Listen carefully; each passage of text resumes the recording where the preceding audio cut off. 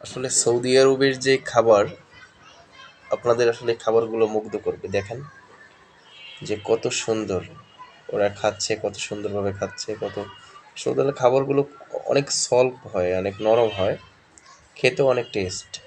কারণ সৌদিতে যারা আছে অনেকের কাছে জিজ্ঞাসা করেছি যে আসলে ওরা যে খায় বিষয়টা মানে আপনারা তো দেখেন আপনাদের কাছে কেমন লাগে। ওরা বলছে যে না আসলে সৌদিয়ানদের যে খাবার খুব সুন্দর। ওদের রান্না বাড়া, তারপর হচ্ছে ওদের মানে খাবার-দাবার রাজকীয় এক কথায়।